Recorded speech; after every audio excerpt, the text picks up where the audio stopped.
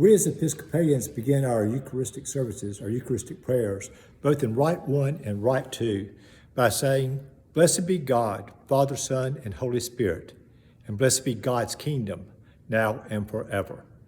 Now, growing up, I and probably most of us can remember that when we sit down to eat as a family, one of our parents would say, "Who wants to say blessing?"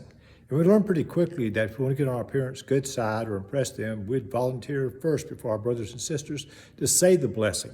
We used to teach our children to say the blessing before meals, to bless the food.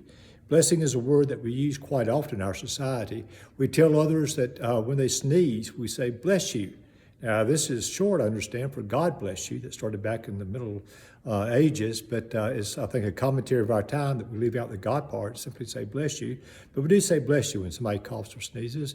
Well, God blesses us in so many ways, so we talk about that we can count our blessings, is another phrase that we use.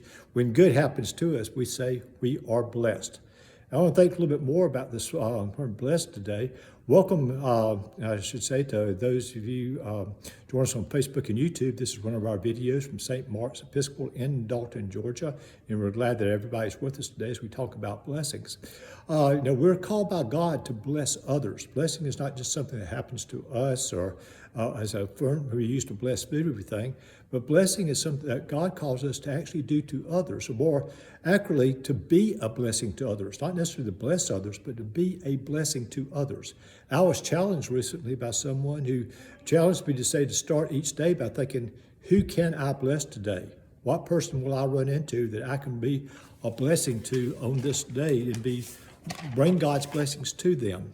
In the Beatitudes, Jesus observed, several things that don't make a lot of sense to us, because Jesus says, "Blessed are the meek, blessed are the poor in spirit, blessed are those who weep, blessed are those who hunger and thirst after righteousness," etc., etc.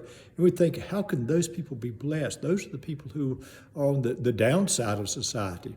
Perhaps, let's think about the Beatitudes differently. Perhaps this is a command, or maybe more likely a suggestion by Jesus, that we should bless those who are poor in spirit. We should bless those who are meek. We should bless those who weep.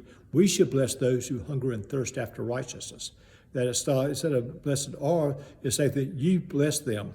And maybe that's how we're supposed to bring the kingdom of God to this earth, as by blessing everyone, especially those named in the Beatitudes. We can bless others by our attention, by our service to them, but mostly by our love of them. Jesus said, "Love others as I have loved you." Hopefully we will love and bless others in the name of Christ. Maybe this is how we can help bring God's kingdom to the earth. And then we can truly say, "May the Lord bless you and keep you."